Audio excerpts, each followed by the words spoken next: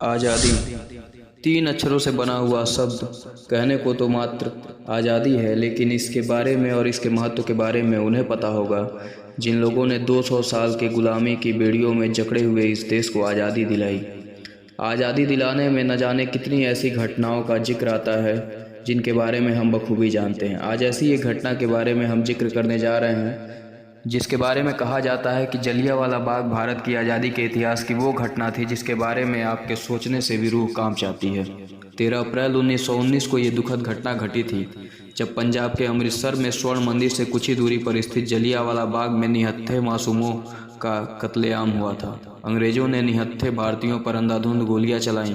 इस घटना को अमृतसर हत्याकांड के रूप में भी जाना जाता है।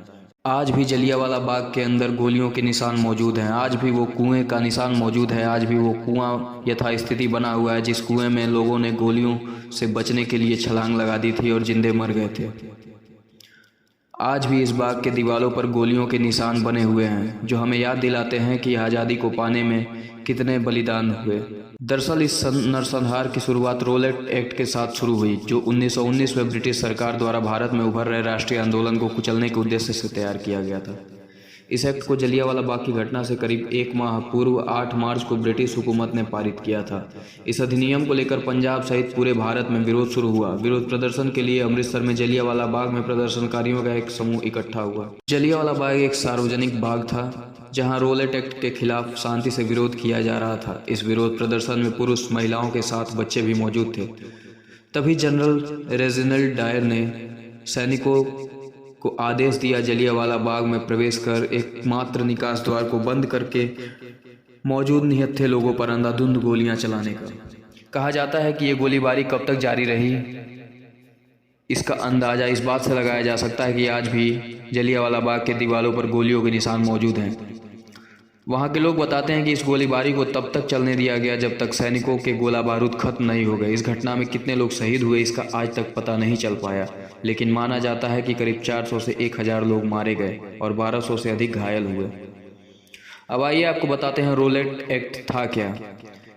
रोलेट एक्ट के जरिए ब्रिटिश सरकार को भारतीयों को बिना मुकदमा चलाए 2 साल तक जेल में बंद रखने का अधिकार मिल गया था। इस कानून के तहत अपराधी को उसके खिलाफ मुकदमा दर्ज करने वाले का नाम जानने का अधिकार भी समाप्त कर दिया गया। राजद्रोह के मुकदमे की सुनवाई के लिए एक अलग न्यायालय स्थापित किया गया था जिसमें जजों को बिना जूरी की सहायता से सुनवाई करने का अधिकार प्राप्त हो गया था। मुकदमे के फैसले के बाद किसी उच्च न्यायालय में अपील करने का अधिकार नहीं था। इसके तहत ब्रिटिश सरकार को यह अधिकार मिल गया था कि वो बलपूर्वक प्रेस की स्वतंत्रता का अधिकार छीनकर किसी भी व्यक्ति को जेल की सजा दे सकती थी या उसे देश से निष्कासित कर सकती थी। रोलेट एक्ट को ही काला कानून भी कहा जाता है। इसी कानून के विरोध में जलियांवाला बाग में एक आम सभा आयोजित की गई थी। उस आम सभा में छोटे बच्चे, बुजुर्ग, महिलाएं मौजूद थीं। जनरल डायर ने अंधाधुंध गोलियां चलाईं।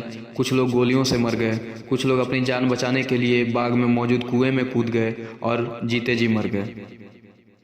आज भी उस कुएं के निशान वैसे ही मौजूद हैं। आज भी जलियांवाला बाग की दीवारों पर गोलियों के निशान हमें याद दिलाते हैं कि आज़ादी इतनी आसानी से नहीं मिली। ये आज़ादी मिली है तो हमें कुछ कर गुजरना चाहिए अपने देश के लिए, अपने समाज के लिए। जय हिंद, जय भारत।